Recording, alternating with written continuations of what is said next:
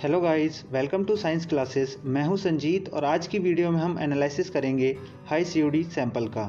तो चलिए शुरू करते हैं।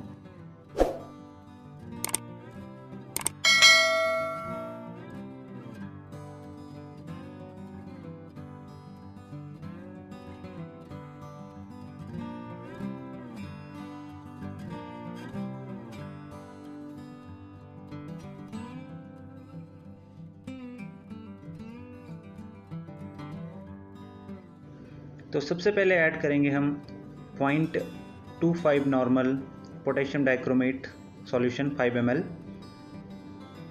दोनों ही सैंपल ब्लैंक और जो हमने सीओडी निकालना है उस सैंपल का। अब हम दोनों ही सैंपल में ऐड करेंगे a pinch of mercuric sulphate,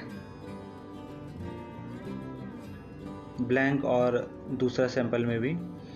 अब हम ऐड करेंगे 15 ml कॉन्सनट्रेटेड सल्फ्यूरिक एसिड दोनों ही सैंपल में, जिसमें कि हमने पहले से ही सिल्वर सल्फेट मिक्स करके रखा हुआ है।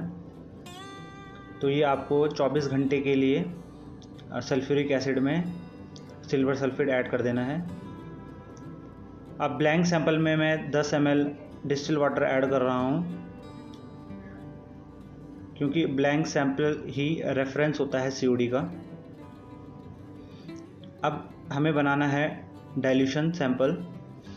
तो 100 ml के डाइल्यूशन फ्लास्क में मैंने पहले से ही डिस्टिल वाटर ले लिया है और अब हम ऐड करेंगे इसमें हाई सीओडी सैंपल। तो सैंपल लेने से पहले हम इसे रिंस करेंगे अच्छे तरीके से। तो मैंने पिपेट रिंस कर ली है और अब इसमें मैं 1 ml high COD sample add कर रहा हूँ। तो डाइल्यूशन फ्लास्क में 1 ml हाई सीओडी सैंपल मैंने ऐड कर लिया है और इसे 100 ml पूरा डिस्टिल वाटर से भर देना है। तो 100 ml सैंपल पूरा हो चुका है डिस्टिल वाटर मिलाकर। इसे अब अच्छी तरीके से मिक्स करना है। तो जैसे कि मैंने प्रॉपर तरीके से इसे मिक्स कर लिया है। तो एक बात बहुत ज़रूरी है सीओडी लगाने से पहले कि आपकी पिपेट रिंस होनी बहुत ज़रूरी है। तो कम से कम 1 या 2 बार सैंपल लेने से पहले इसे रिंस कर लें। तो मैंने अच्छे तरीके से रिंस कर ली है वॉश करने के बाद भी।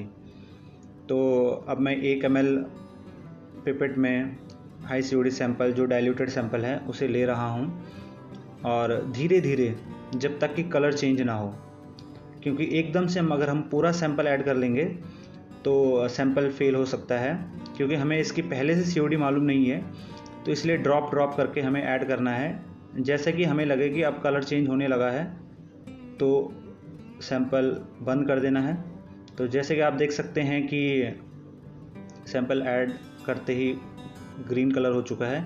तो मैंने सिर्फ 0.5 ml सैंपल लिया है और अब पिपेट दोबारा डिस्टिल वाटर से रिंस करके इसे पूरे सैंपल को, मतलब जो हमारा पूरा वॉल्यूम है उसे 10 ml बना देना है। तो 0.5 ml तो सैंपल है और 9.5 ml इसमें डिस्टिल वाटर ऐड किया गया है। तो दोनों सैंपल अब हमारे तैयार हो चुके हैं। अब दोनों को हमें 2 घंटे के लिए हीटिंग पर रखना है सीओडी डाइजेस्टर के ऊपर, जिसका टेम्परेचर है 152 डिग्री सेल्सियस, और इसके ऊपर कंडेंसर लगा देने हैं। अब मिलेंगे हम 2 घंटे बाद। जैसे कि 2 घंटे पूरे हो चुके हैं और ब्लैंक और हमारा जो सीओडी सैंपल है वो डाइजेस्ट हो चुका है उसमें सीओडी। तो दोनों को ही उतार कर हम उसमें 40 ml डिस्टिल वाटर ऐड कर देंगे दोनों ही सैंपल में, ब्लैंक और जो सीओडी सैंपल है हमारा। अब जब सैंपल पूरी तरीके से कूल हो चुका है तो अब हम टाइट्रेशन करेंगे। तो सबसे पहले टाइट्रेशन करेंगे ब्लैंक सैंपल का।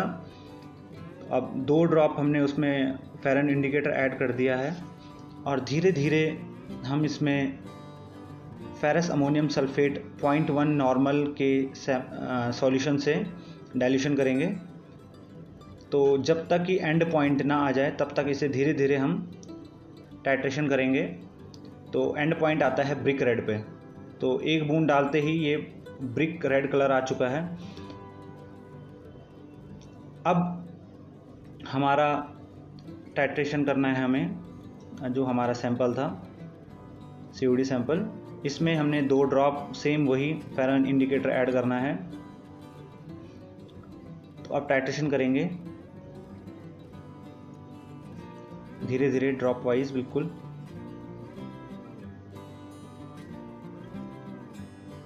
एंड पॉइंट पर ब्रिक रेड कलर आ जाएगा तो वहाँ पर हमारा टाइट्रेशन कंप्लीट हो जाएगा। तो आप जैसे देख सकते हैं ब्रिक रेड कलर आ चुका है। ब्लैंक है हमारा 12.5 ml, ब्यूरेट रीडिंग है 5.7 ml। COD का फॉर्मूला है blank minus burette reading into normality of FAS into 8000 divided by volume of sample. तो इस फार्मूले में मैंने सारी वैल्यूज़ पुट कर ली हैं, लेकिन हमारे पास अभी भी वॉल्यूम ऑफ सैंपल नहीं है। तो मैं आपको बताऊंगा कि डाइल्यूशन मेथड में वॉल्यूम ऑफ सैंपल कैसे कैलकुलेट करते हैं। तो वॉल्यूम ऑफ सैंपल हमारा हो जाएगा, जैसे कि आपको मालूम है मैंने 1 ml सैंपल लिया था जिसे मैंने डाइल्यूट किया 100 ml डिस्टिल वाटर में, और डाइल्यूटेड सैंपल मैंने यूज़ किया था COD एनालिसिस के लिए 0.5 ml। तो कैलकुलेशन हमारे पास हो जाएगी 0.005 ml। अब वॉल्यूम ऑफ सैंपल को हम फॉर्मूला में पुट करेंगे और कैलकुलेशन के बाद हमारे पास जो COD आ जाएगी सैंपल की वो आ जाएगी 10,88,000 मिलीग्राम पर लीटर और ppm। आई होप गाइज आप लोगों को ये फार्मूला और ये कैलकुलेशन समझ में आई होगी।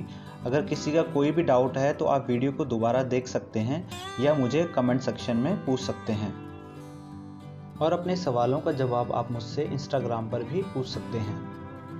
आज के लिए बस इतना ही। वीडियो पसंद आए तो लाइक करें और चैनल को सब्सक्राइब ज़रूर करें। Thank you guys.